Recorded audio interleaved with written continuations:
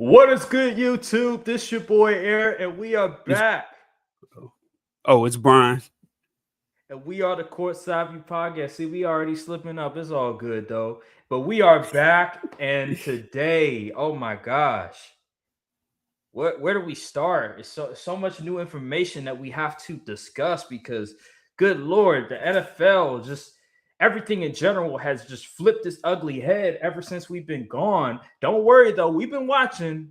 It's not like we've been just out of this world somewhere on a different planet. No, we've We been locked paying in. attention. We've been paying We locked attention a in. lot.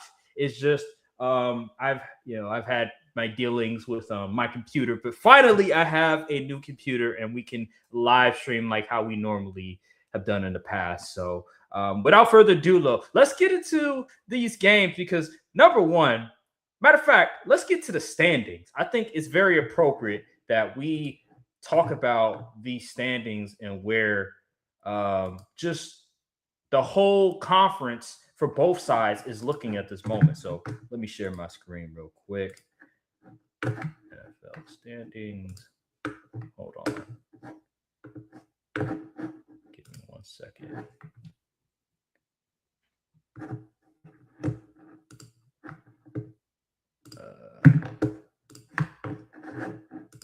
Here we go. All right. Here we go. Yes, the NFL standings for each conference. So at this very moment, we have the AFC. The Denver Broncos are the number one seed. Who would have thought that at the beginning of the season? Not me. I thought they were. I actually thought they might have missed the playoffs. Yeah, I thought the Broncos were going to be pretty good, but I didn't see number one seed in the card. I didn't see 2 losses through 14 weeks. That's insane. The Patriots at number 2, I didn't see that coming either. I thought they were going to have a good year, but I didn't think they were going to have something like this where they're clearly leading their own division with the Buffalo Bills in the conference. What is your thoughts on that, Brian? Man, the Patriots are they're balling. I can't lie. You know, people say, "Oh, the easy schedule, the easy schedule." I mean, yeah, that's true, but you got to play who's in front of you, right? No one was expecting the Patriots to be at 11, 10, 10, 11 wins this year. Like, I had them booked for probably 8 or 9. A lot of people had them as risers coming into the season. They're like, oh, don't be surprised the Patriots are a sneaky playoff team. Yeah, you did say that. So, I mean, this is crazy, though. Like, I had no clue they was going to be competing for the number 1 seed in the conference. And if they do get the number 1 seed, that would help them out tremendously because Drake May's a young QB. The roster's still young. So that bye week would very much help them out and get home field throughout the playoffs. This is a great thing for them. Yeah, and then the third seed, the Jacksonville Jaguars, coming into the season. Matter of fact, not even just coming into the season, throughout the season. I was the first to point out the fact that I thought Liam Cohen was doing an absolute good job, despite the fact that there were some things going on with that offense that a lot of people had their concerns about. But ultimately, I thought that what he was doing, what he was scheming up, was the right stuff. It's just the players just got to execute.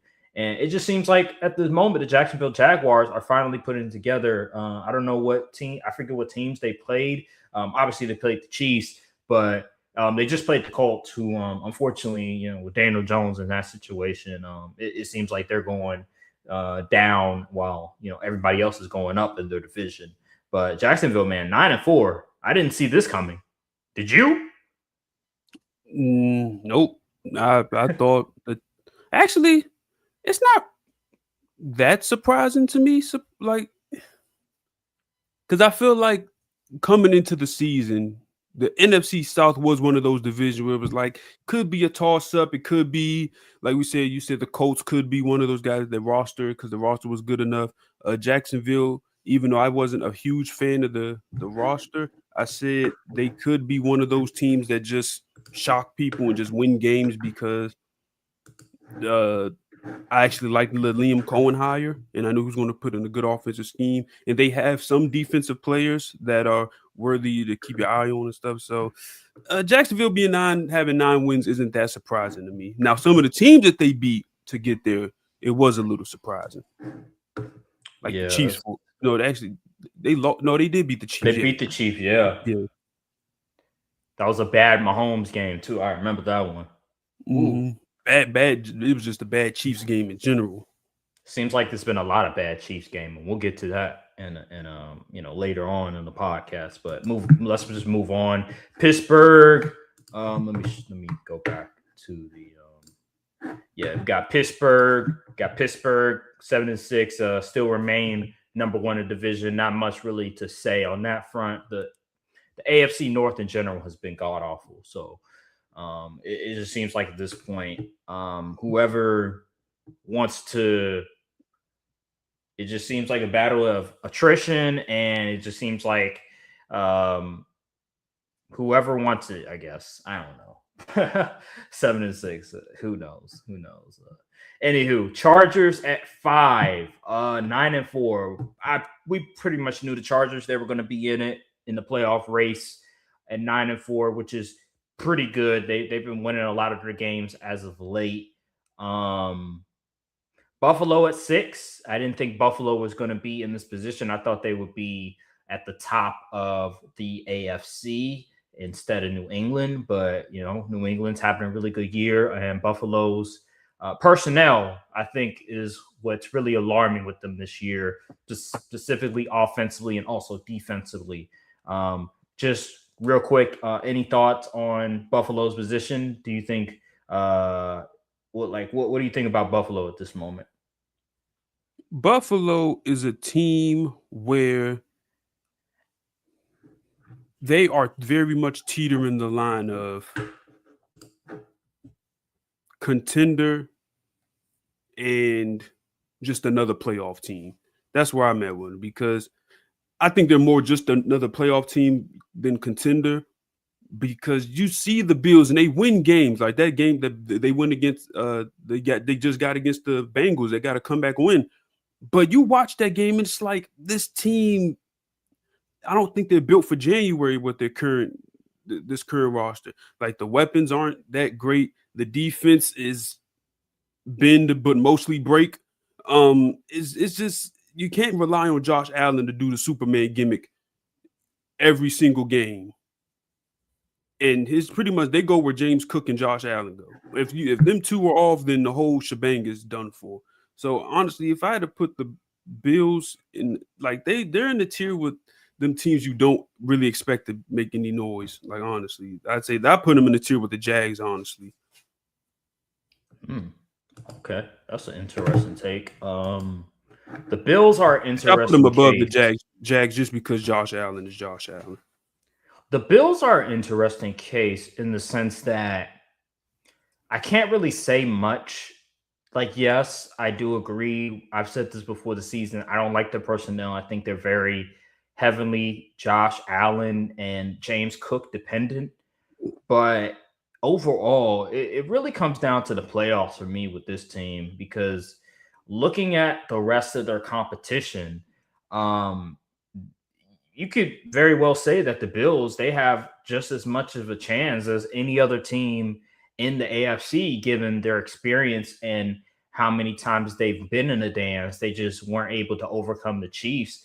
But man, they are number 6, but as long as they're in the dance, they have a good enough chance as anybody in this scenario. But they're not a perfect team. But man, I'm just saying, like, I wouldn't necessarily count out the Bills, and I don't think you were necessarily saying that. But man, anybody that's counting out the Bills, I would just pause for a second and think to yourself, what team in the AFC is on the caliber of just the previous Chiefs teams that have made the playoffs, and what quarterback can replicate some of the things that Patrick Mahomes was able to do against the Bills? Because you got to remember, most of the times the Bills haven't had all that good of talent, and yet Josh Allen has been able to pull a rabbit out of a hat and nearly come up victorious against the Chiefs team that has notoriously been really good in the clutch. I'm just curious in these playoffs, regardless of how mediocre the Bills roster is this the year where, despite the fact that they don't have home field advantage at the moment, can they go on the road and win against any team, regardless of just the limitations on offense and defense? Because, again, they're not going up against the Chiefs. They're not going up against one of these teams that are experienced in these moments. Because a lot of these rosters are very inexperienced. Denver, Patriots, Jags, Pittsburgh got a lot of old dudes. Buffalo will beat up on Pittsburgh like they always do. Chargers are another example where, yeah, every so often they'll be in the Chargers might fall out the playoffs. That is true, but like the Chargers, every so often they'll be in the playoffs, but like they're wild card and out, like they're first round and out.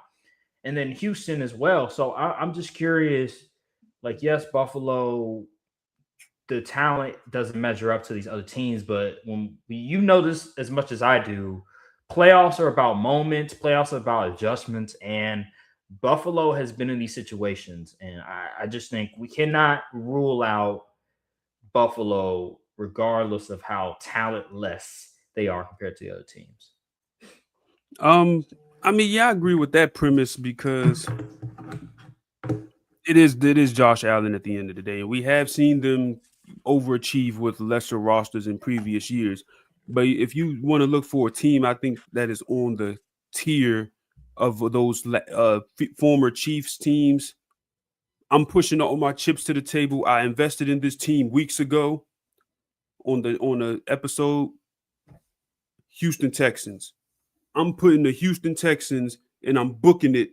They will make a deep playoff run because that defense is legit. And I know there's concerns about the offensive line, which is very valid concerns. And CJ Stroud has looking shaken or shaky time from time. But I feel like they have the talent on offense. They have like the young guys like Woody Marks. They have the veteran Nick Chubb. They have Nico Collins. They're getting contributions from guys like Jaden Higgins and Christian Kirk and stuff like that. And that defense is legit. Hands down the number one defense in the league, in my opinion. Will Anderson is tearing it up. Still got Daniil Hunter. You got those guys in the interior who I've never really heard of until I watched one of their games on prime time. And you got the Stingley in the back. You got Lassiter making plays at the back. You got Petrie. You got Petrie. They got what? Henry Toto. They got another linebacker. I cannot remember. Yeah, Aziz Al-Shaair. Like they have dudes all over the field. They fly to the ball. They're aggressive. They hit. And they are clutch. They are a clutch team. A lot of these recent games, they've been close, and they find a way to pull through. And I think that defense will travel to the playoffs, in my opinion. Like we've seen them beat up on just about every good offense in the league at this point. They shut down the Colts. They shut down the Bills. They shut down the I want to say the only team to really get up on them was I can't remember who they played. It wasn't many, though. I'll tell you that much. They're the number one defense in the league. Like, I like the Broncos defense as well, but I feel like that Texan defense is just a little bit more vicious, in my opinion. D'Amico Ryans got them boys playing phenomenal football. And the way things are setting up for them, they'll probably end up having a home playoff game. Because I think they'll beat the Colts again. And I think they play the Jags again. So they mess around, win 10, 11 games, get home field in the first round at the very least. And we've seen and don't forget the previous 2 years they made the playoffs and they won one game at least in both of them. Yeah. And this is the weakest the AFC has looked in quite some time. Since we're talking about the Texans, we could also talk about that Chiefs versus Texans game. But, real quick regarding the Texans, I mean, you make valid points, and I'll speak more on the game. But my hesitancy to put a lot of stock in the Texans is what you mentioned. It's the offense, and it's the offense. My thing is, okay, what do you do well? That's the question offensively, because when you have an offense that is the weak link of that team. Let's just face it. The defense is what propels them to a really good team. That offense is a weak link. Okay, what do they do well on offense is my thing. And I can't pinpoint exactly what they do well. They don't run the ball all that well. They're not a good passing offense. What we saw against the Chiefs, and we'll speak about that a little bit later.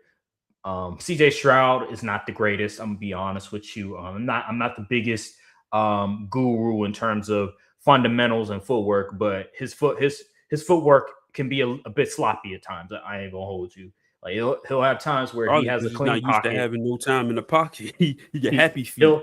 There'll be times where he has a clean pocket and he still, for whatever reason, his footwork is sloppy and he's inaccurate. So you have that to work with. I just can't put a whole lot of stock on this Texans team to potentially make a deep playoff run because of those limitations on offense. If they had one thing going with them on offense, I'd be like, okay, that's cool. All right, I can understand that. I can see how in the playoffs they can lean on that portion of their offense to guide them to a deep playoff run. But they don't have anything that I can hold my hand towards, that I can really plant my flag and say, okay, yeah, see, this is the reason why, because this offense can do X, Y, and Z. They don't have anything like that. It's very inconsistent. Sometimes they'll look good with Woody Marks and whoever's the running back, and then sometimes they can't do anything. And that's my whole problem, because CJ Stroud, all he has to do is be a good game manager. He doesn't have to be Superman. He doesn't have to make all of these wow plays. All he has to do is just take what the defense gives him and complete the layups. And sometimes he just can't do that on a consistent basis. And that's where I'm hesitant. That's all I'll say on that matter. Which is fair assessment. But here's my thing. The only team that I've seen so far that could genuinely give the Texans, like really shut down the Texans offense, I believe the Texans defense so good, you'll end up with good field position at least 2-3 drives in the game. So the only team I'm really worried about in a matchup, hypothetical matchup, would be a team like the Broncos that has that top tier defense that's going to put a lot of pressure on CJ Stroud, force him into some errant throws. Maybe he'll commit a turnover or two. But other than like the Bills, that defense ain't pressuring anybody. The Patriots they have good interior pressure. Edge pressure is a little non-existent for them, as far as I know. They got good receivers on the back. They got good corners on the back end in the secondary and stuff. But I feel like Drake May does take a lot of sacks. Will Campbell did go down. So that offense got a little weaker. So I'm just like, in a hypothetical matchup scenario, the only team that really the Texans are really a bad matchup with is probably the Broncos, and the Broncos even have a shaky offense. So it's going to be this. It's like a mirror match in a sense. It's going to be shaky offense versus shaky offense, elite defense versus shaky offense. So yeah. Yeah, I mean, you make great points. I don't want to go too long on this, but Yeah. just to close out on this, my whole point about the Bills, we all know this. The playoffs are a different beast, and the Bills have their deficiencies, they have their flaws. But if there's a team in the playoffs that I will put money on, it's going to be Buffalo. I know the talent is not up to par, but when it comes to adjustments, when it comes to key moments that you need from your quarterback, from your team, I just trust the Bills a lot more because they've been in those situations. And Sean McDermott has done a really good job with a pretty mediocre roster on his defense, being able to scheme something up to at least make his defense look somewhat, average or above average at times. So just last year, we thought, I don't know if it was last year or it was the year prior, but we thought that team wasn't equipped enough to really compete at a high level. And they were able to go on a run. I think that was the year. I don't know if that was the year where they had to change coordinators, but it was like one of those years where it's just like their talent wasn't really up to par, and yet they were still able to find identity and go on a little run at the end and, compete with the Chiefs. And they almost beat the championship level Chiefs that year. I just think if there's any team that I'm putting money on, it has to be Buffalo. against this inexperience of a team. This is me. It's a fair stance. It's a fair stance. I say Buffalo and Houston would be my safer bets. I do like New England though. Yeah. All right, let's move on to the games. Let's go. We gotta go to this, man. We gotta do it. Since we're already talking about the Texans, we might as well just go to that game first. Kansas City versus Houston, Texans versus Chiefs. This was not the prettiest game in the world. These are two very bad offenses at this moment, which is kind of crazy to say for a Chiefs team that has notoriously been really good on offense. But this was not the game where they were good on offense. I was watching the film of both Chiefs and Texans, and I'll save my remarks after what you want to say. I'll turn it over to you. Just your thoughts on number one, just the Chiefs. What did you see?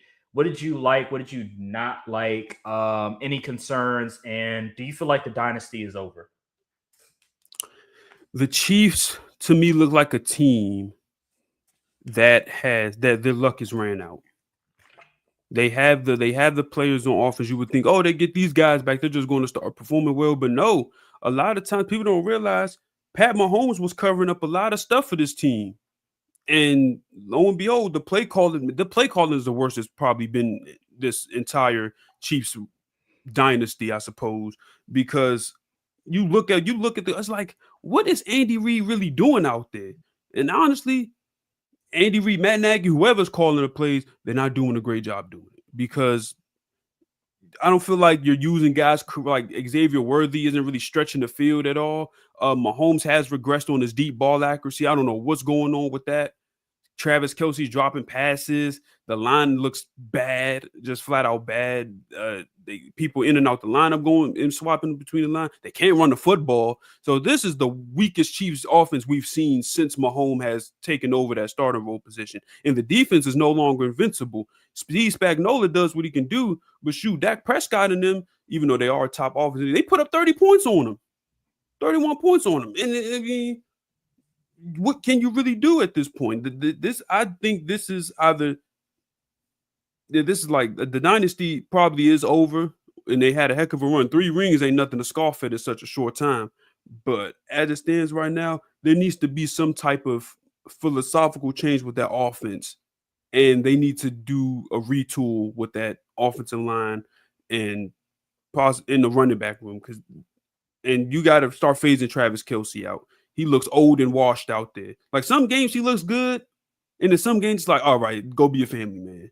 Go out with Taylor and her folks, because it's just bad. He dropped the pass and he literally just kind of just like threw it to the defense. I'm like, what was that? To be fair, I watched the all 22, and Mahomes did throw it behind him. Like it wasn't the easiest. The ball hit 2 of his hands, but it hit 2 of his hands. Like you can't. It looked like something off of a cartoon.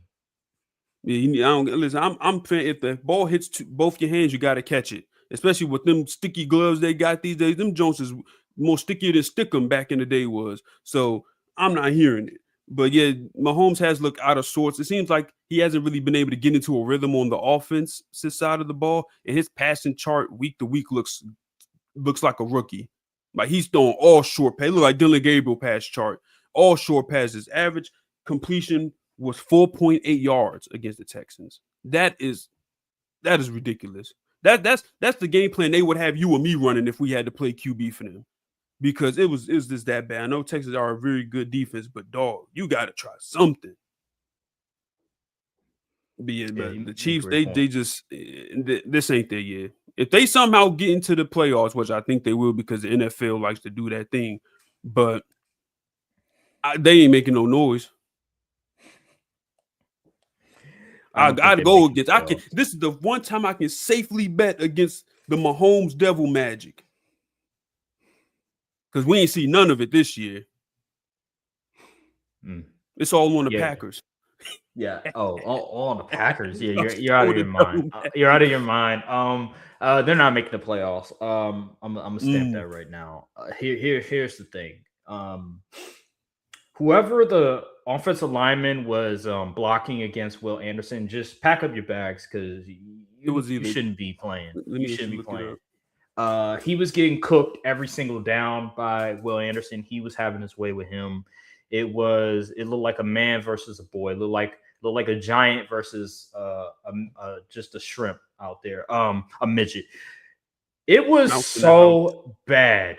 It was really bad just how the offensive line was looking out there. There were moments where they were able to hold up, and Mahomes, I don't know, man. I'll It say looks this. frantic. Yes. He looks indecisive at times. He doesn't look comfortable. Um, the interceptions, all to be honest, most of the interceptions are his fault. Like I can't think of an interception that wasn't his fault. The three were pretty bad. One of the interceptions, sloppy footwork, wasn't able to plant his feet. Yeah, the offensive line could have done a better job blocking, but man, you got to do a better job delivering that football, dude. Another one, the same thing. I think he was trying to throw it to Juju Smith-Schuster, who was heavily covered. You got to see that the other DB was right there. Why would you throw it to him? And then the Travis Kelce one, he threw it behind him. Yeah, it hit his hands, but it still wasn't a good ball. And it ultimately, Travis Kelce, he bobbled the pass, and it was an interception in the funniest way. It's just Patrick Mahomes. He's not the main reason why this is going bad at this moment. I think number one, it has to go with the play calling. Well, actually, no, I take that back. I think it's the offensive line. That's number one. It's kind of similar to what the Packers were dealing with not too long ago. And, they were able to make some adjustments with Anthony Belton and Sean Ryan. Those two guys came in for Elton Jenkins and Jordan Morgan, and now we're a better running team. But with the Chiefs, it just seems like they don't have an answer for that offensive line. They're pretty much stuck with who they have at the helm, which is why it's very important to draft offensive linemen high in the draft every single year so that you can have that depth in case, a guy isn't playing too well and you need to slide this one person in their position. And then also I would say number two is the play calling. It seems like the Texans had the answers to the test for almost every single play that they were running, because I'm watching the film. I'm like, damn, this is such elite coverage. Damn, nobody's open. And I can't necessarily say, oh, they can't separate, because we've seen the Chiefs in the past with these same receivers being able to get open, being able to separate. I just think the concepts in general, the Texans just knew what they were running and they were able to exploit it. And I would say, you mentioned Travis Kelce. You make a great point. But I also think the receivers, there was some drops in that game. Noah Gray. Rashee Rice dropped a huge one on the third down. Yeah. Rashee Rice. Oh, my gosh. Rashee Rice.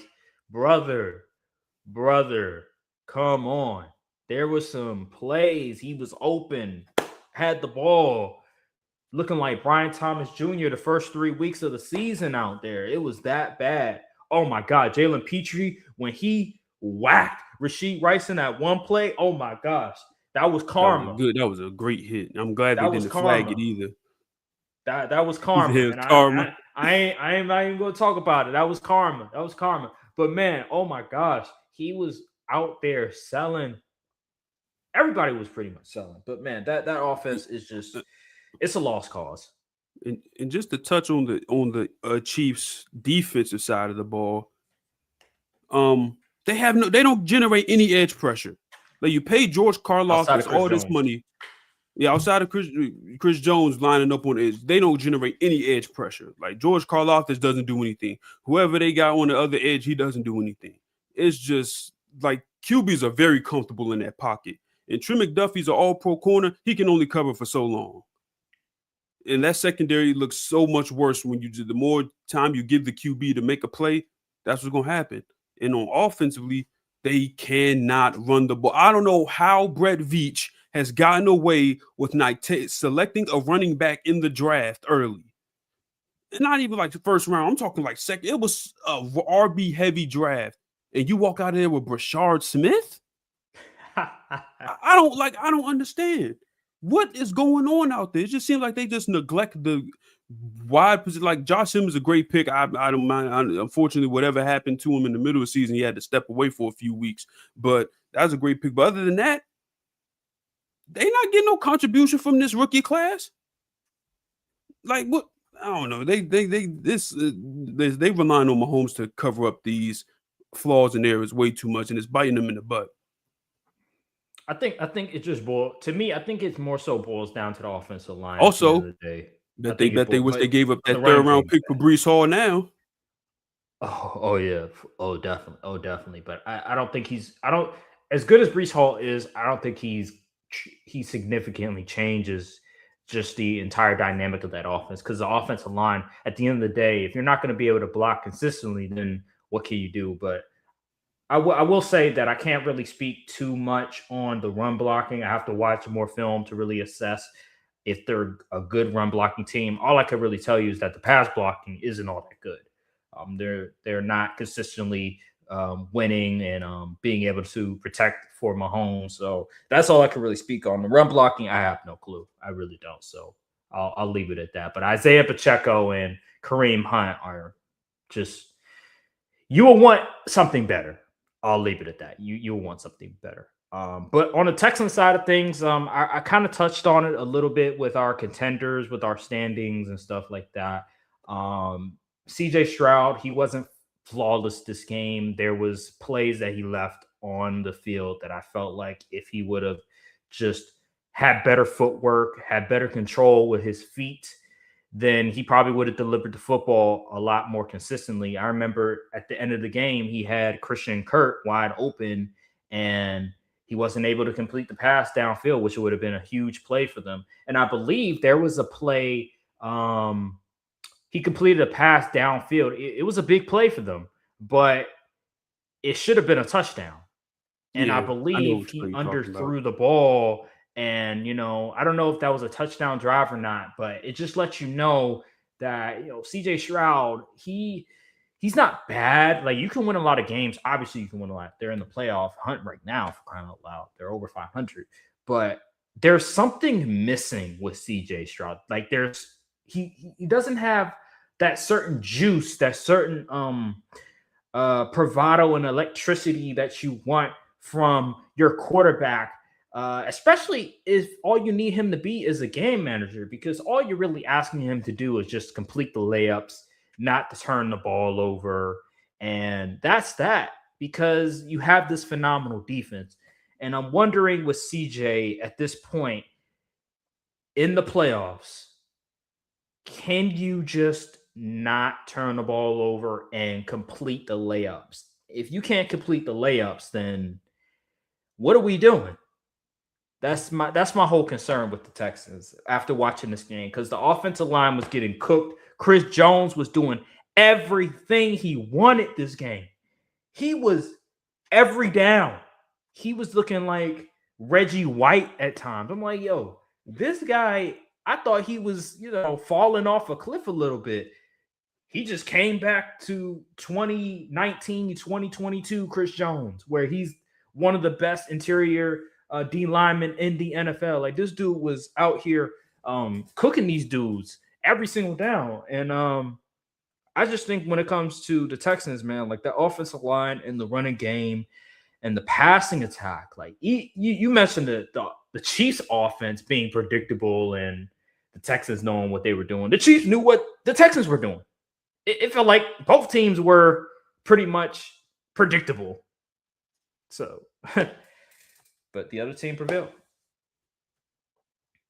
But anywho, let's move on to the next game. You know what? Let's not waste any time. Let's go to my team. Ha ha! All right, let's get it started, man.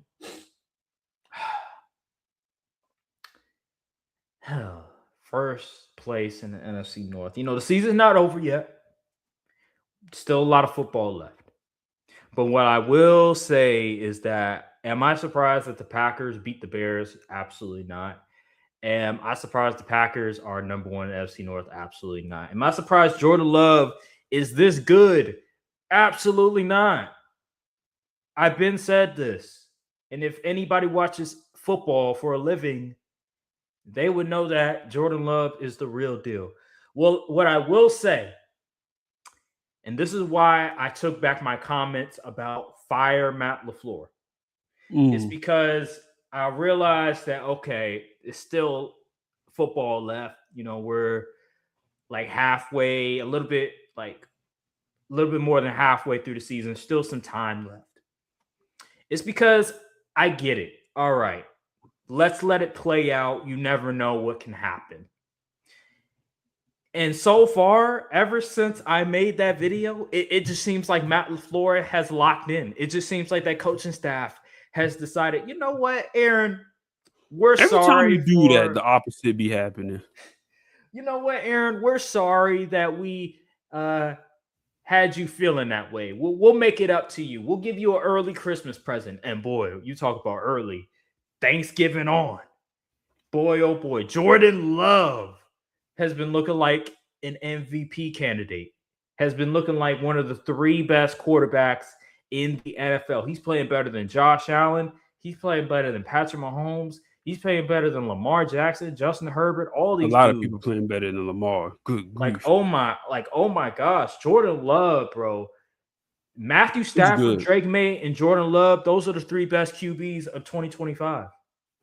And Dak is maybe 4. Maybe 4. I'm telling you, man, Jordan Love, what he did in this game, he was damn near flawless. The only thing I will say, that interception was bad. It was really bad. I understand he was trying to, push the ball down the field. He should have went with the underneath route. I think that was Watson on the underneath, or whatever receiver was underneath. But his Favre gene activated. But hey, he learned from his mistake, and after that, he was flawless. Most of the incompletions were, the line was breaking down because we don't have a really good offensive line at times. Guys were not separating, and he was trying to make a play for one of his guys, give them a chance, and they weren't able to convert it. So most of the incompletions were okay. Like, I didn't mind it. He was protecting the football, or he was giving his guys a chance. And that's what you're supposed to do if you're a quarterback. I'll let you speak on the Bears. The Bears. What was your thought? What were the thoughts on the Bears in this situation? My thoughts on the Bears is Ben Johnson is a heck of a coach, because he is making some things happen with QB play that is not on the level it should be from the number 1 overall pick, Caleb Williams. But they continue to be close in close games. The offense continues to be able to move the ball in the field. The run game is surprisingly good. They have a nice 1-2 punch with Monangai and DeAndre Swift. The offense, you got it. Like, dudes got to lock in and stop leaving plays on the field. Like, Caleb literally had the game-winning throw on that final play where he threw that interception, but he just didn't get enough air on it. Didn't push it enough to the end zone. And also, DJ Moore was streaking wide open underneath. But I don't know how hard of a throw that might have been to hit at that moment, because, instead of just having to throw the lob up, you might have to do some other stuff. But the Bears are a good team. I was trying to hold off to them, saying, "Oh, they're fraudulent, they are this," but they compete week in. They haven't really been blown out outside of the Lions. So I mean, this is a good team. And now I will say the thing about the defense. They're opportunistic defense. They aren't a great defense. They're a solid defense. They rely on turnovers to win games. And once you stop giving them turnovers, and you start actually getting those DBs to bite on stuff like Nashawn Wright, I said that's the guy that was on the Cowboys. Now he looks familiar, because he was Christian Watson was giving him the beats. I mean, good grief. Yeah, man, Christian Watson, he's good, man. And he changed that offense drastically. I mean, before, you wasn't really getting much deep throws, much anything beyond not many much explosive plays in the passing game. But since he's came back and he's really stepped into that wide receiver 1 role, it's been moving like clockwork. And so I still think the Bears are a solid team. They'll come in second most likely in the division, unless the Lions go on a run. But they might be able to knock off one of these other teams out the playoffs. I do want to say something about the Packers though. Defensively, y'all are good defensively, but elite, I wouldn't go that far. Okay. And I think that would be the thing that probably bites you in the butt, because Micah Parsons, he had plays. I seen him like chasing after Caleb Williams on a few plays, but those other guys got to step up. The pass rush, yeah, pass rush got to step up. Yeah, Rashawn Gary, where you at? APB out for you. Isn't one of your D tackles out? Why he got hurt? Yeah, unfortunate. Yeah, he was our best interior lineman in terms of pass rush. He was our best, so he's out, and it really sucks because he was really good for us. But he wasn't necessarily that good in stopping the run. But as a pass rusher, that was where he makes his money. Did Cooper go down to that game? Edgerrin Cooper? Yeah, or was that the previous game? I swore he was hurt at one point. I don't think so. I think he was good. I haven't heard much about Cooper going down. Okay, cool. He should be good. But yeah, I'm not too concerned. I would say, when you watch the film, I want to see if your film, Matt, because I feel like a lot of Bears were just open, like they were just open all game nearly. Is that what you kind of saw on tape? Oh, so you want to keep on the Packers defense?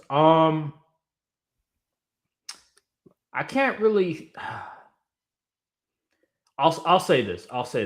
Ben Johnson did a really good job with what he can work with, because Caleb Williams' limitations. He was scheming guys open. He was doing a really good job, and some guys were getting open through the zone coverage.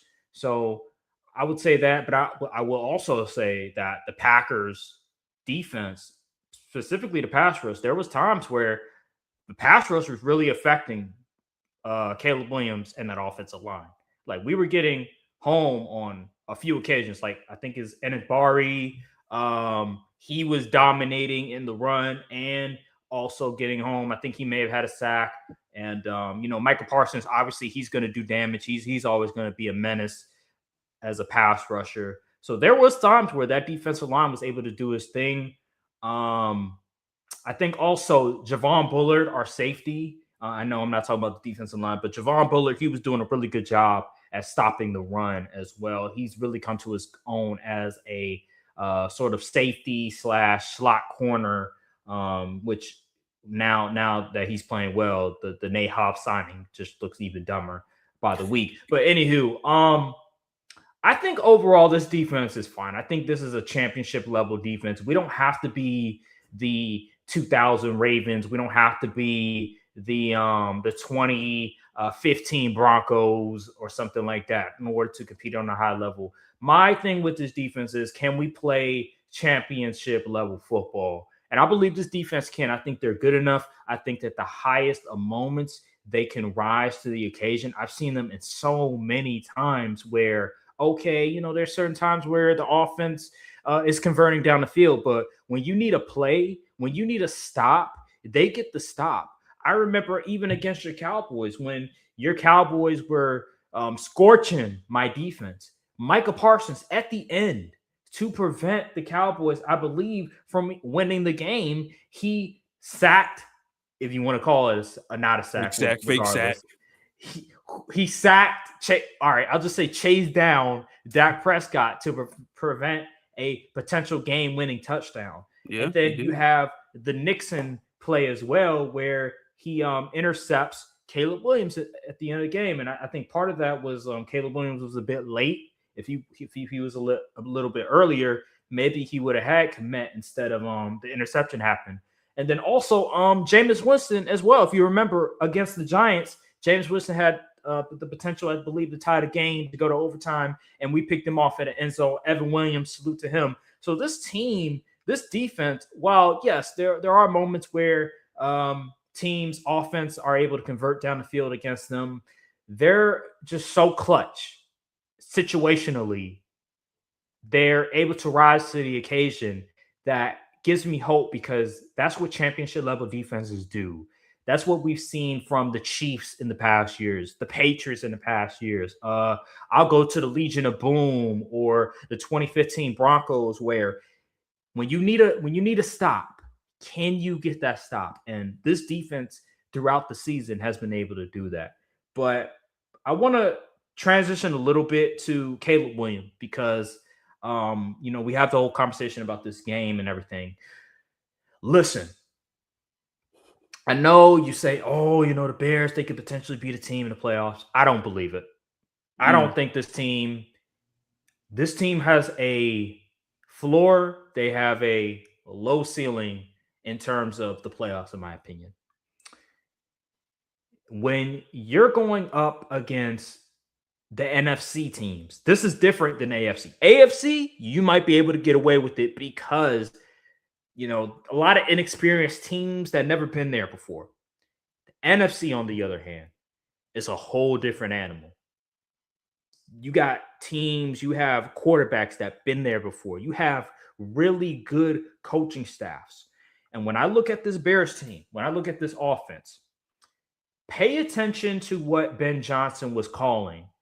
It was a lot of Caleb Williams on the move, a lot of play action. It wasn't a whole lot of him just standing in the pocket, delivering the football out of shotgun or out of single back or anything like that. Caleb Williams, when he's asked to sit in the pocket and to deliver the football, it's a wrap. Like, that passing offense is atrocious. But when he's on the move, when he's off play action, then you're like, oh, this offense looks okay.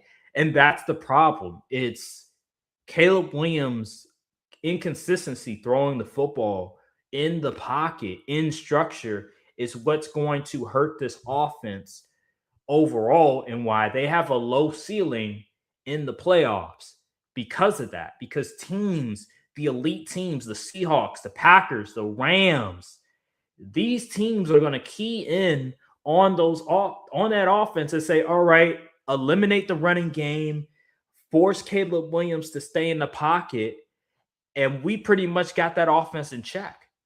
That's all you really have to do. It's easier said than done, but that is the key to just stopping this Bears offense. And I believe the Packers are not done. They got the Bears again in like 2 weeks, and who knows if they played them in the playoffs.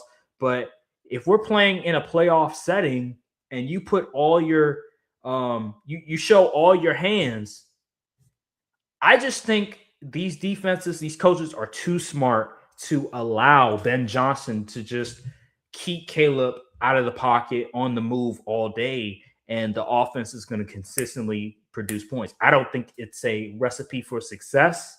I think this is one of those things where it works in the regular season, but the playoffs roll around and that offense is going to get exposed. That's just my opinion.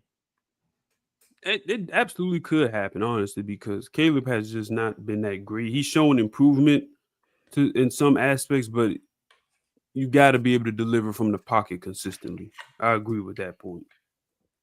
Yeah, I mean, he's grown a little bit. Like, the decision, I would say, like, limiting the turnovers, avoiding sacks. I'll give him credit on that one. But the accuracy is in the inability to deliver in the pocket consistently. There's only so much you can do as an offense when your quarterback is only good when he's out of the pocket. Like, that's a concern to me. And then lastly, when it comes to this game, you mentioned Christian Watson, and I gotta say this. Tucker Kraft, I still believe, is our best offensive weapon, even with Josh Jacobs. But I think Christian Watson is the most important piece on offense, because I believe what Christian Watson brings is a vertical threat. It's the ability for Jordan Love now to have the chance to push the ball down the field like he never could before they had Christian Watson. Him on the field 100% has considerably changed the way that Matt LaFleur is calling plays.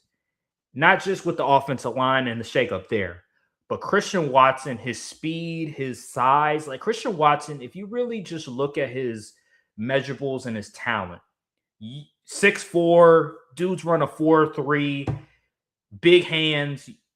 That's a guy that's comparable to like Randy Moss type build.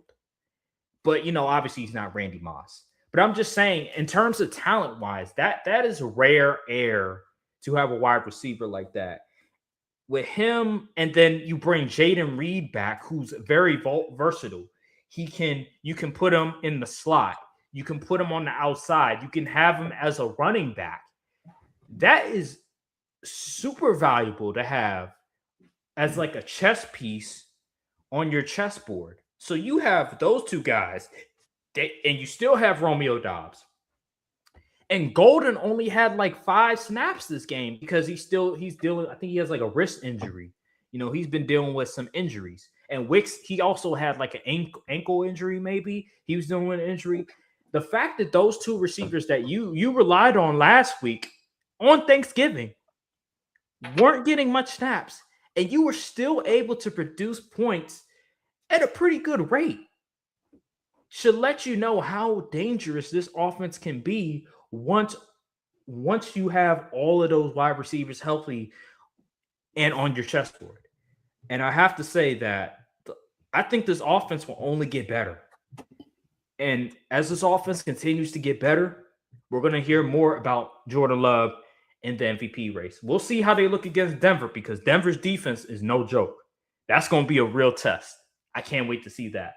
Yeah. But I'm excited. I am really excited, and I'm proud. I'm proud of this team. I'm not going to go all the way and say they're better than the Rams.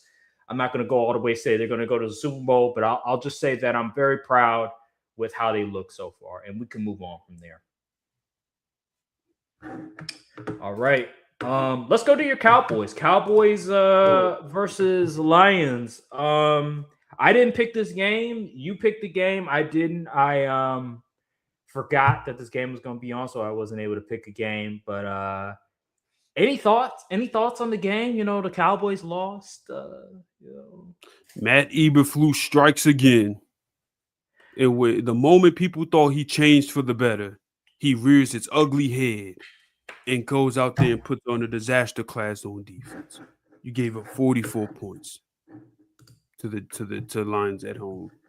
Well, you were on the road, but the Lions were on. 44 points is unacceptable. Your offense scored 30. If your offense scores 30 points, you need to win the game. I'm sorry.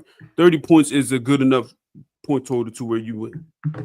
And like the game was literally within one possession. It was 30-27. All you had to do was hold them to a singular field goal, and the offense could have got out there and had a game-winning drive opportunity or take the lead opportunity. And you immediately let them score. I'm sick of Matt Eberflus. I don't care what Jerry talking about, continuity on the defense, having 4 different defensive coordinators and 4. I don't care about none of that. He needs to go. He's terrible. Kenneth Murray is terrible. The worst football player I've seen in the league this year. Kenneth Murray is god-awful. And, oh, my God, like offensively, the offense, they ain't even played terrible. You still scored 30 points. You was in it. Jake Ferguson, dude, if you fumble one more time, I've never seen a tight end fumble this much in my entire life. You are not Yak Man. Get your behind on the ground. Good grief. Like, this is ridiculous. This was exactly the type of game they was going to troll on. I had a feeling they was going to troll before the game even started. Because everybody, all the media was like, oh, yeah, the Cowboys. I was like, something don't feel right. It's one of them games. They gas the Cowboys up. They go win a couple games. They gas them up, and then they go out and do this. Had Jahmyr Gibbs looking like Barry Sanders in the open field. It was nasty. Deron Bland, dude, how much money we paying you? Too much. I tell you that much. That game was so terrible. So terrible. Mm. And now we have to rely on the Eagles collapsing to even get in the playoffs. And that's far-fetched now because The Commanders talking about Jaden Daniels ain't even playing. Who knows if he even gonna play when Philly come to town? Does it really matter? We're gonna have to rely on either the Raiders or the Commanders to win. I think the Bills will beat the Eagles when they play, but having to rely on another loss, Godspeed. Yeah. Then you got that Fire Matt tie as uniform. well. Ooh. The tie actually would help us in that situation. Because Well, if we finish with the same record as the Eagles, we would win because of we would be the division winners because they have another loss and we have a tie.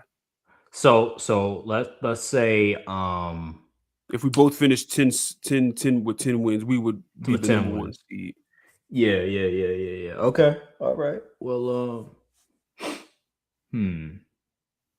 I don't know what to say about this game. I didn't watch this game, so all I can go off is the box score. And I just find it funny how the Cowboys, yet again, the media, it just seems like when the media, every time they hype you guys up, like, oh my God, the Cowboys won, the Packers, want to trade, they might get trade. And oh my God, George Pickens, oh my God, look how they fleeced the Steelers, and now they're tearing George Pickens apart because of the performance. How did you feel about George Pickens this game, by the way? It was really only like one route, actually 2 plays that I was like, all right, bro, come on now, we got to do better than that. It was when he threw, when he was running a comeback. It was 3rd and long, running a comeback, and the effort just didn't look there when you looked at the replay. And it was another play, Dak threw a deep ball, and the ball landed literally right next to him, and it didn't look like he even tried to really go for the ball. Those are the only 2 plays I'm like, why? What are we doing? Like, CD was killing them though. They lucky CD went out, had to go out and do because CD was killing them boys. But yeah, man, here's what it is. I'm not going to turn on him or nothing. George Pickens always plays with that level of pace on his routes and stuff like that's nothing. Anybody who watches the film knows that's just how he normally runs routes. Nobody complained about it because he was putting up a bunch of numbers, though. How So did you feel about Richard just Sherman? another case of the national media not watching film. Who would have thought? How did you feel about Richard Sherman and his assessment of George Pickens? Richard Sherman, let me tell you something. Respect for what you did in your career, bro. We don't need to hear what you have to say. Whoa. And I'm glad George Pickens defended himself. Now, he didn't have to do all that in the post he did, but at least we ain't got no, because George Pickens, no, not bad. Richard Sherman a hater. I'm not going to forget he was the same one that got on national TV talk about some CD isn't the number one them couple years ago. Yeah, I ain't forget. We on to your hating ways, Richard Sherman. All right, I'll leave it at that. Let's move on to the other games. Please. Let's see what we got here. Let's talk about the Ravens. Let's talk about the Ravens versus the Steelers. Rivalry game, another close game that went down to the wire. I believe both coaches, Tomlin and Harbaugh, out of the times that they face one another, they have a tied record. Both of them have 15 wins against their respective teams. But Pittsburgh won. I didn't think Pittsburgh was going to win this game. I thought the Ravens were a little bit better, and they have Lamar, so I'm thinking, hey, the Ravens will win this game. And just like many of the Steelers versus Ravens games, a lot of times it doesn't go that way. A lot of times the result that we think is going to happen doesn't actually happen. And at this time, the Steelers won. The Ravens, for whatever reason, Lamar Jackson, I didn't think he had all that good of a game. He made a lot of mistakes. It just seems like that injury. I don't know if he's broken something, if something isn't right about him, but he obviously doesn't have the same explosiveness, and he just doesn't look all that comfortable. And then the offensive lineman, one of the offensive linemen, people have been killing him. Daniel Falale. I think, that's his name. Yeah. People have been killing he's him. Terrible. They're saying he's the oh my worst in the gosh, league, and he's not a starter. Him and freaking Bradford and Sanford in us in Seattle, god awful right guards. I But don't yeah, know what how is they your even thoughts on this getting game? any playing time.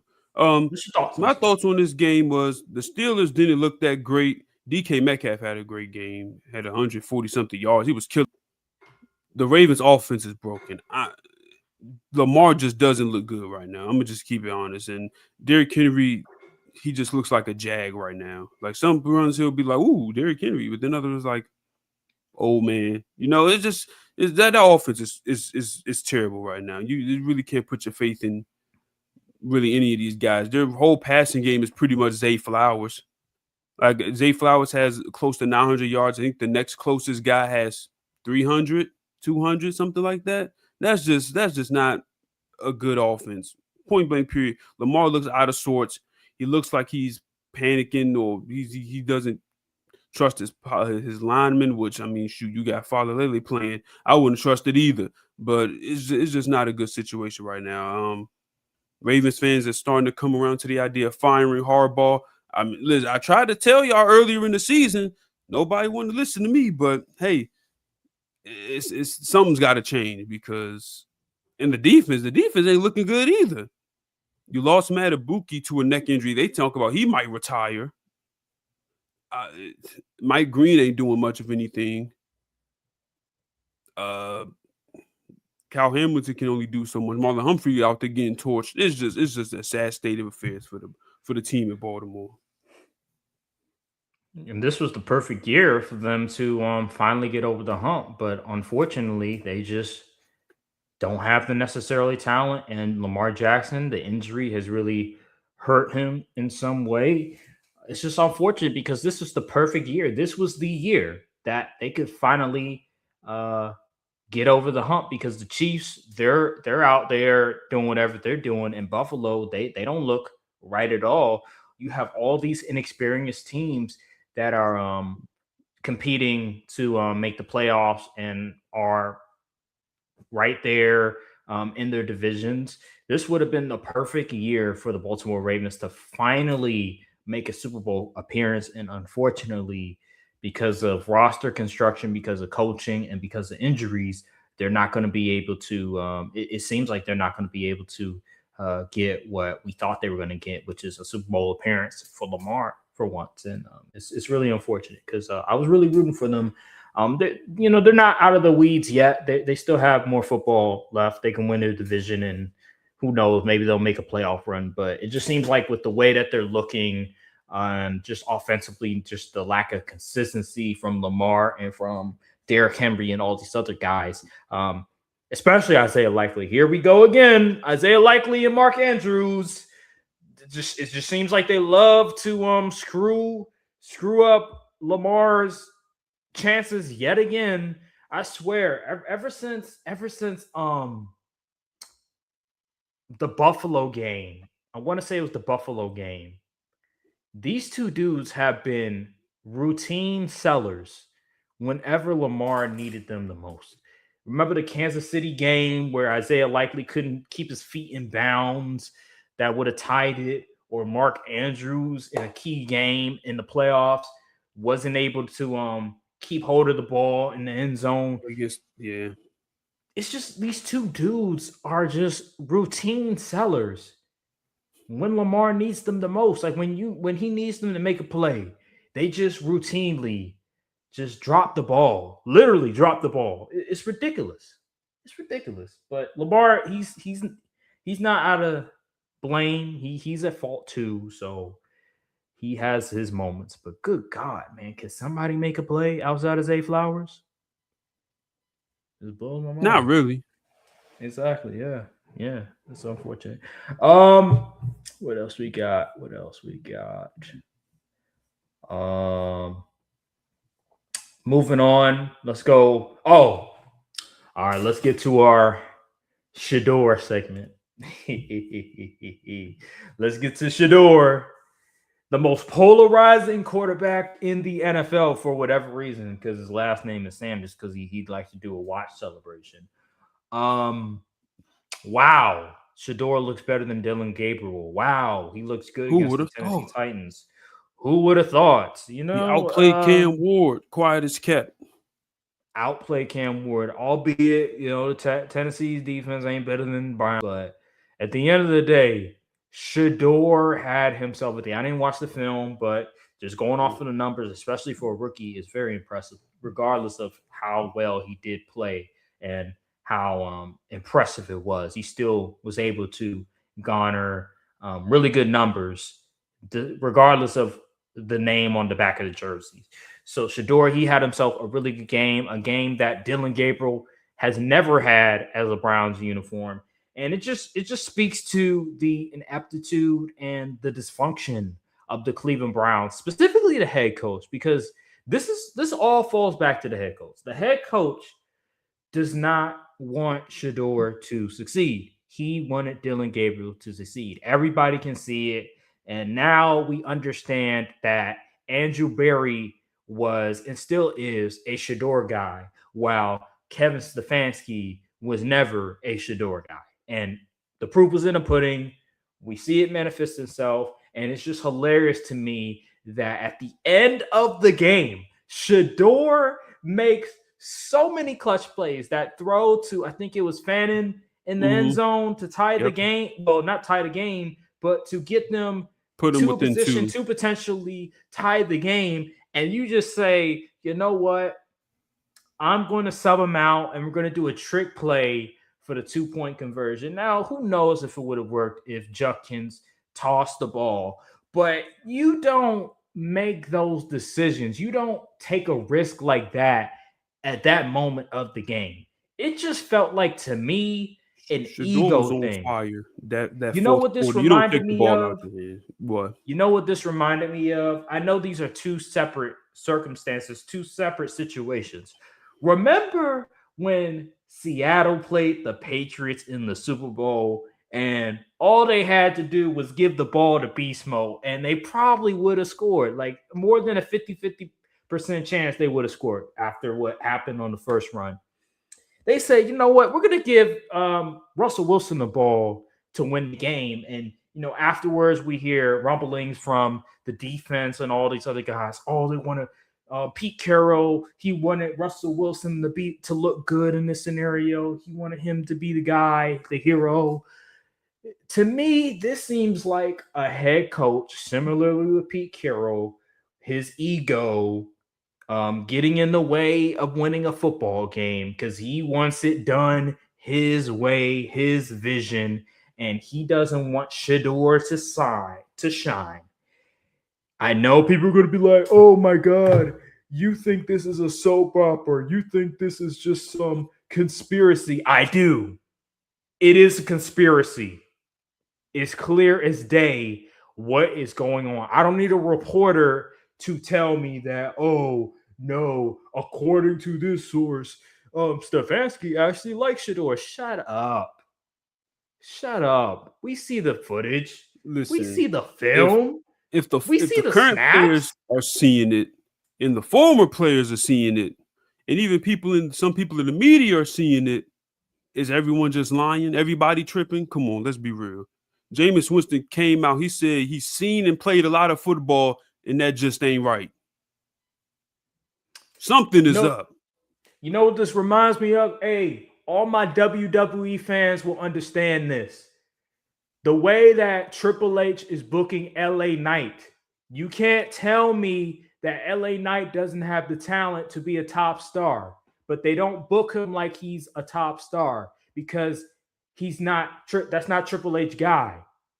Instead, he booked Jey Uso to be this top guy when everybody is watching and saying, yo, this guy can't wrestle. He's only an entrance merchant. And they're giving him all this booking. They're shoving it in our face. It's the same thing with Dillon Gabriel and Shador Sanders. People were watching film. They watched him in college. We know who's good and who's not.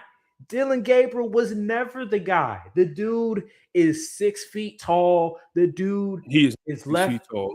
He's 5'11". He's like Kemba Walker. He's like 5'11". They list him. Something. He's very small. He's small in stature.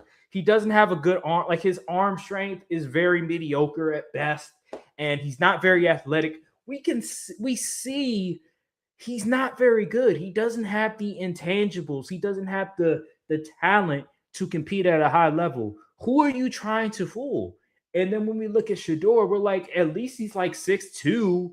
At least he has a decent arm. At least we've seen something where he can translate that to the next level.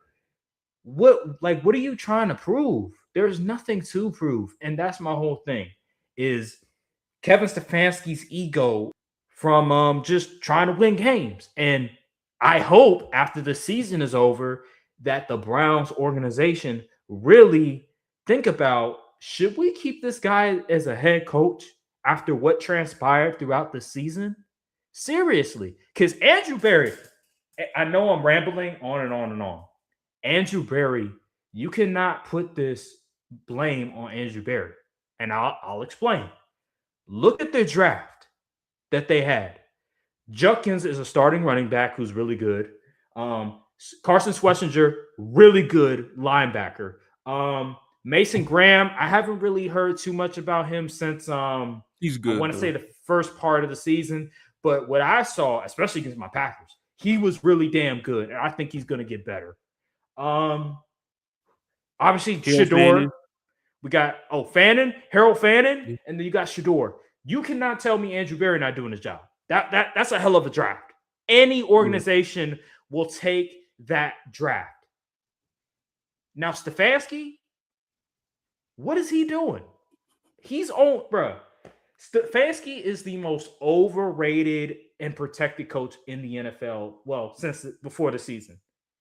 Brother, he hasn't been winning much since Flacco won and they lost. They got their ass whooped by Texans, and Baker was able to get them to the playoffs for the first time in how many years? He's overrated. Why are we protecting him? There should be no more protection. After this year, there needs to be a decision. Either Andrew Berry goes, and Shador goes, or Stefanski goes. It has to be a decision. I'll leave it at that. Hey man, you was on point with your soliloquy there. My thing is like, people they just refuse to see what they're looking at, and we haven't seen the Browns offense have this many explosive plays in the passing game all year. Not with Dylan Gabriel, not with Joe Flacco. This is literally the first time. Like, okay, here's a stat for you. I believe only 4 or 5 QBs in the league this year have multiple 60-yard touchdowns. Shador is one of them. There's something there. Like they're generating explosive plays. Like I don't know what more do you want? Yes, Shador has to clean up some things. Yes, he has to stop taking sacks and holding on to the ball too long. But dang, it's only his second, third start in the league. He's adjusting to NFL speed pretty quickly. He's getting better week after week. I mean, for crying out loud, and these aren't easy games. I know the Titans sting, but like they still got Jeffrey Simmons. Like there's still some challenges with that team. And then that game against the 49ers, though it was inclement weather, and the game they about to play against the Bears is going to be negative 20 degrees. Like this is a trial by fire at this point. And then it don't help when Kevin Stefanski's calling BS with the game on the line.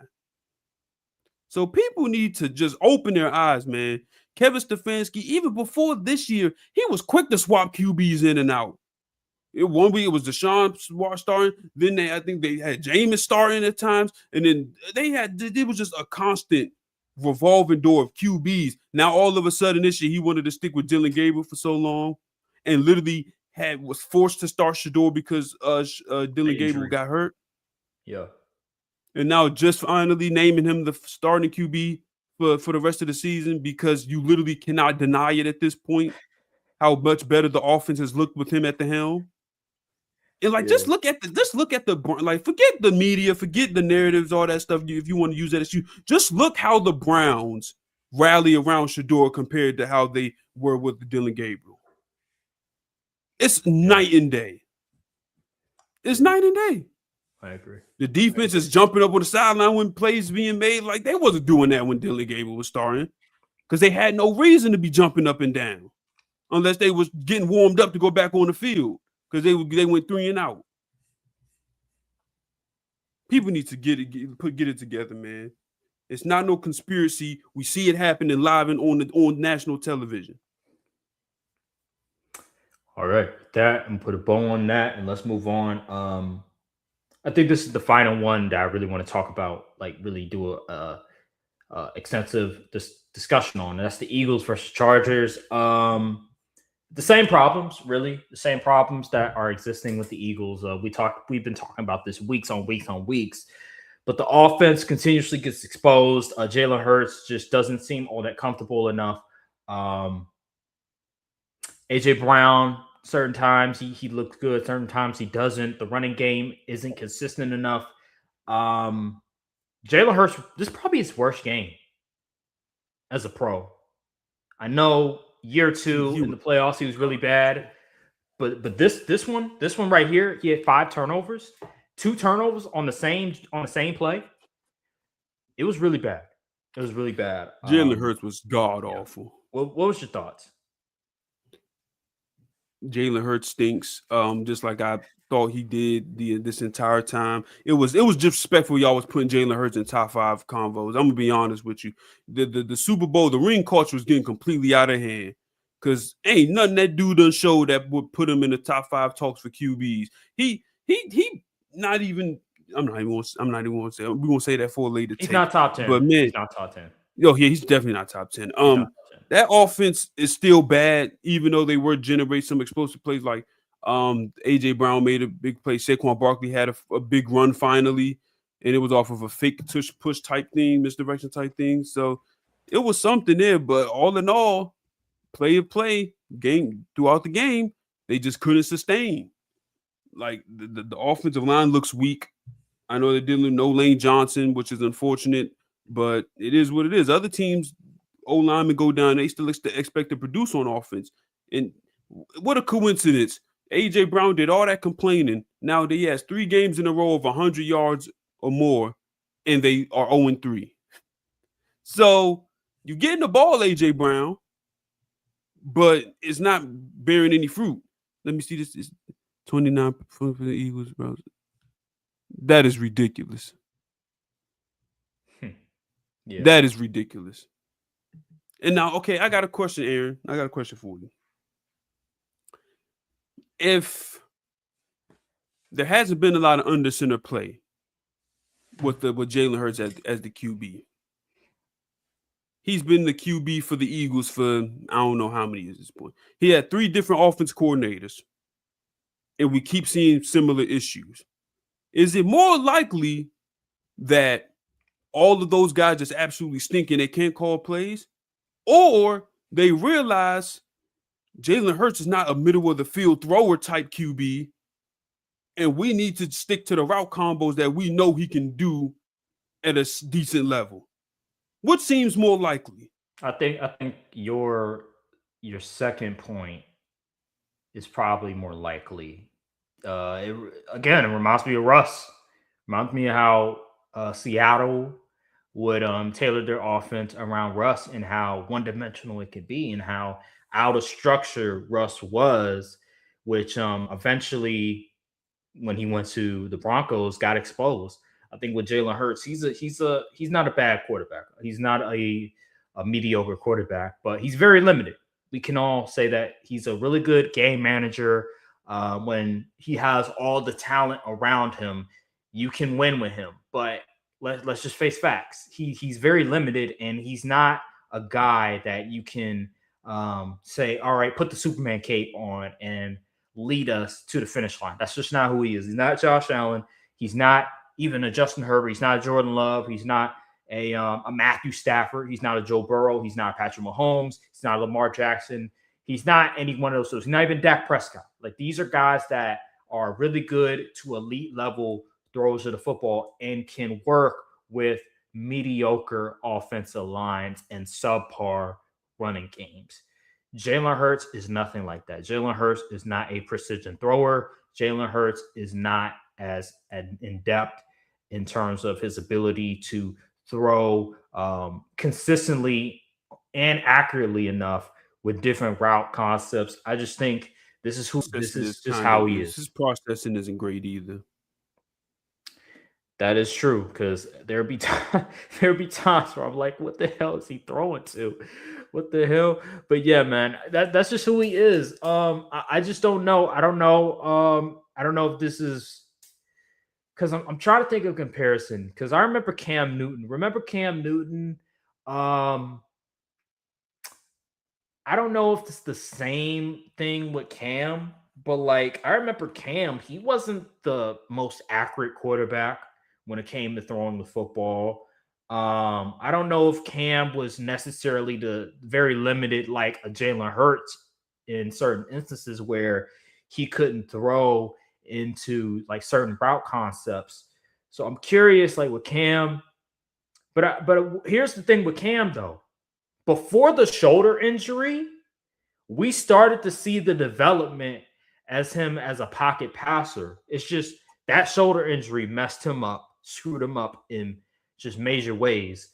With Jalen Hurts, I just think this is who he is. I just think he's just not a Yeah. good thrower of the football. He's very limited, and it all comes down to the talent on the field. And if the talent isn't up to what he needs in order to compete, if you don't have an elite running game, you're screwed. I think the running game is really what's hurting him. I think the running game and the offensive line. If the running game is really, really good, and if the offensive line is really, really good, Jalen Hurts is going to look damn near unstoppable. But because Saquon's not having a good year and the offensive line has regressed, he's getting exposed. He's looking like 2023 and he's looking like 2021 Jalen Hurts. Simple as that. Yeah, it's a sad state of affairs over there in Philly. Yeah, I was talking to Dropping a 3 Philly in a fan row. and they were sobbing. Mm. And I was happy. I didn't kick him. I didn't kick him while he was down, though. I'm Would've. not petty like that. I Hey, the would. only time I'm petty is when you try to kick me when I'm down. If you try to kick me when I'm down, all right, then I'm gonna turn the tables.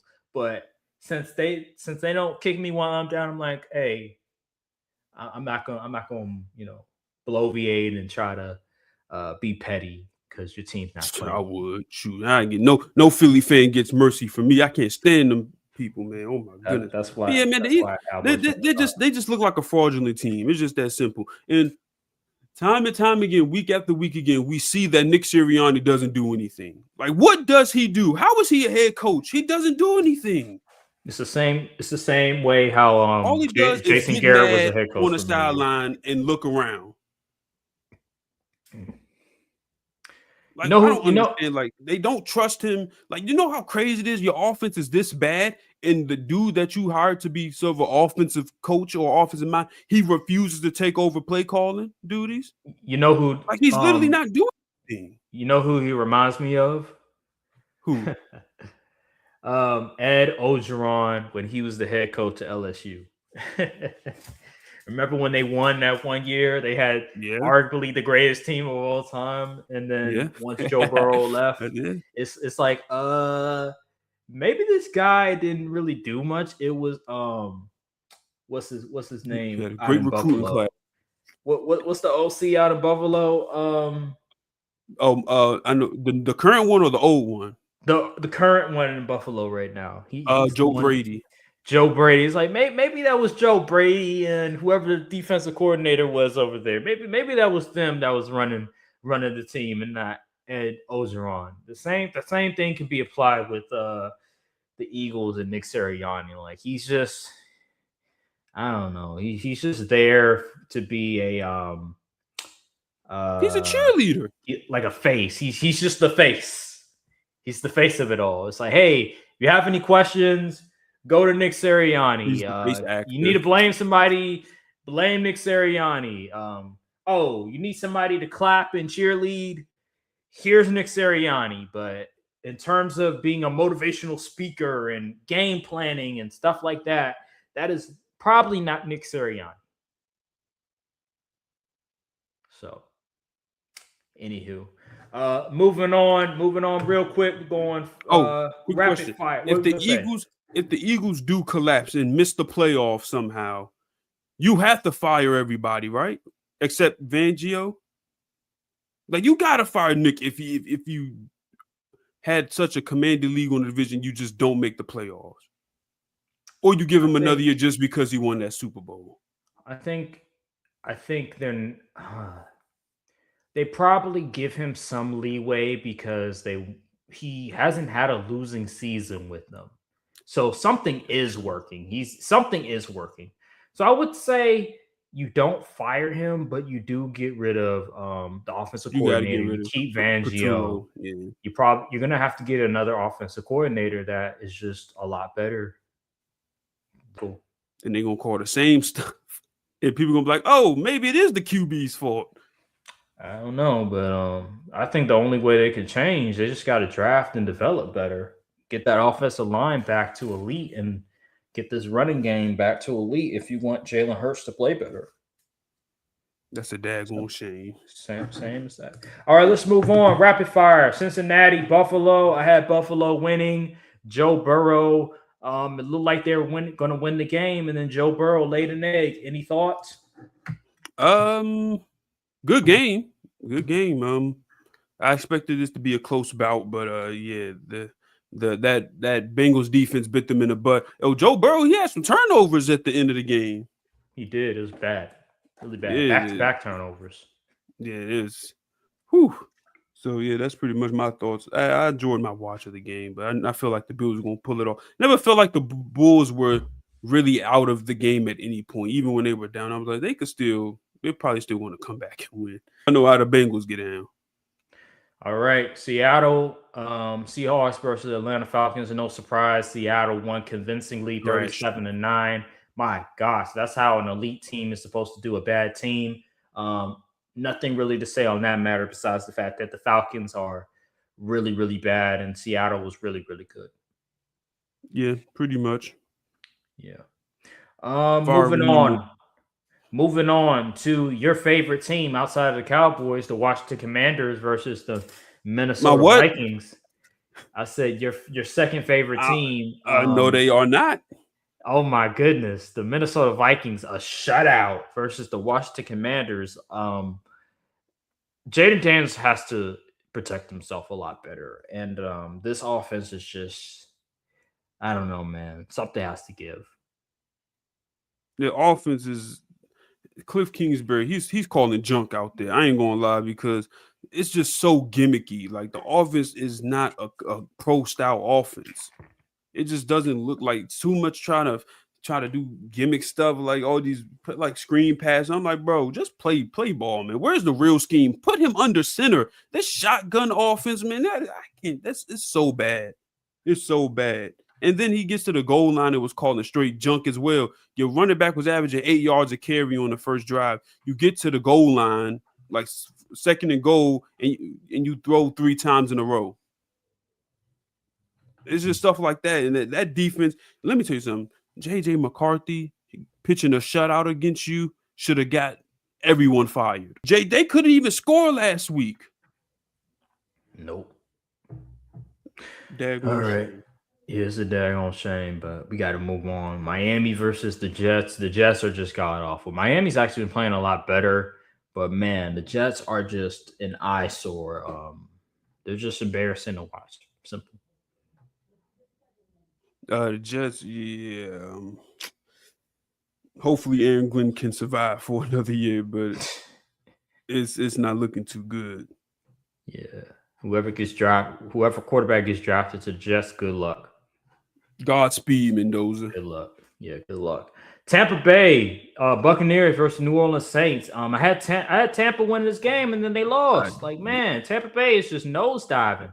I had a feeling this would be an upset alert type game because the Saints have been playing much better in the recent weeks, especially on the defensive side of the ball. But the Buccaneers, their offense is just it's just not good. It's not good.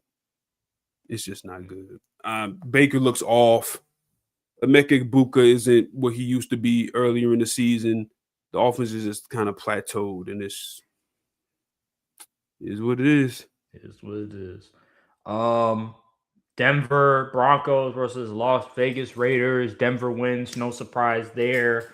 The better team won, I guess. Yeah, Vegas, one the of the ending of worst that teams in game the was NFL. hilarious because all the bettors who had the over and they also had the Raiders spread was jumping for joy because they kicked that field goal with like 10 to 7 seconds left. It was like, yeah.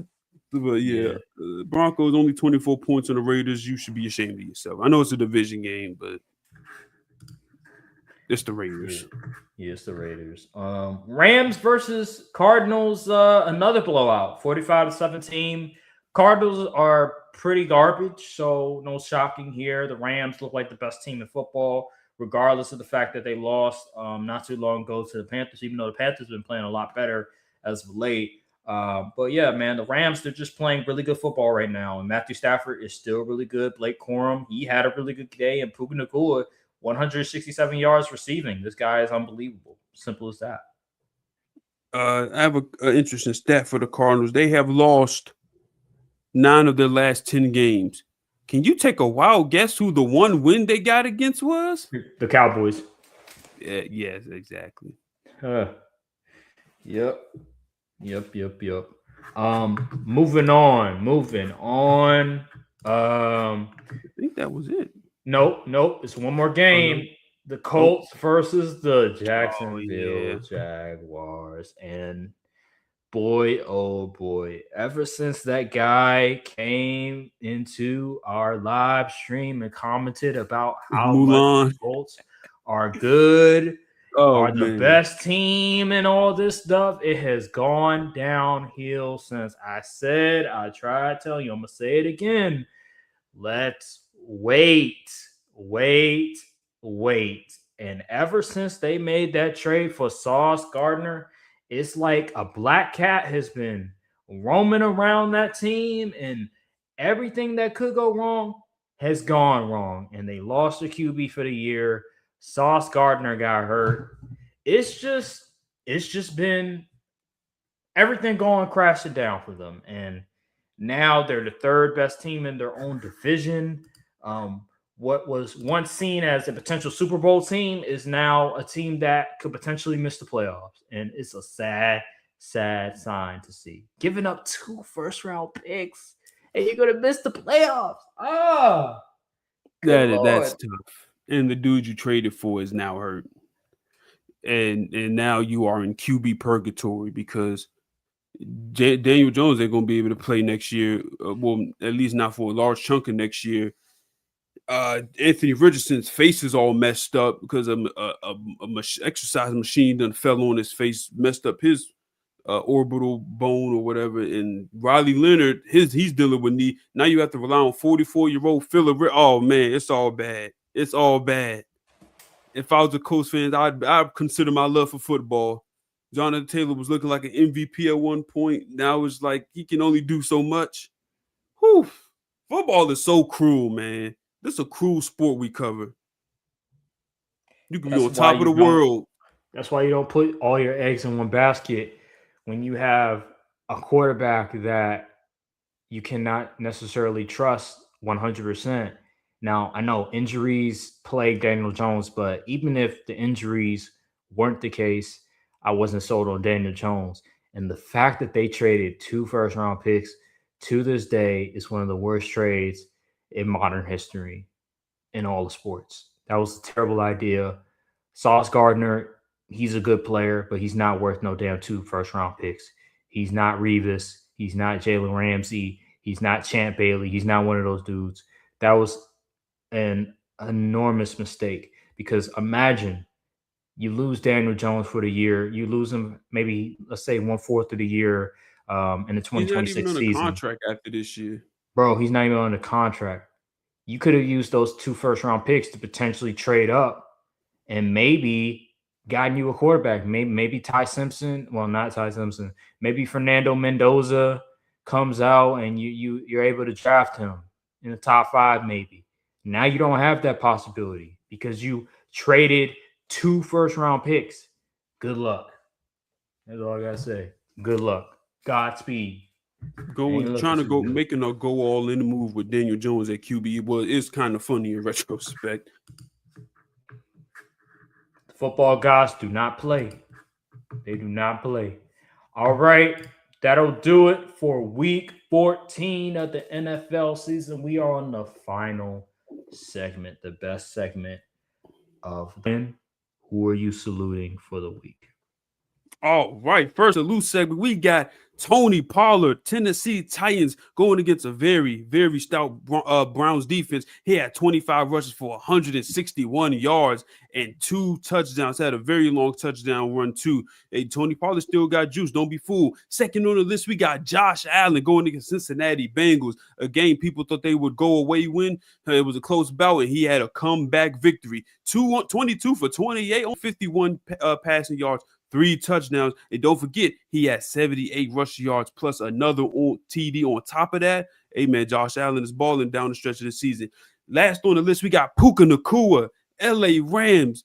He was going crazy against the Cardinals secondary. Will Johnson had his welcome to the NFL moment, getting baptized for a touchdown. He had 7 receptions, 167 yards, not 1, but 2 TDs. Just recap the list. Tony Pollard, Josh Allen, and Puka Nacua. Salute.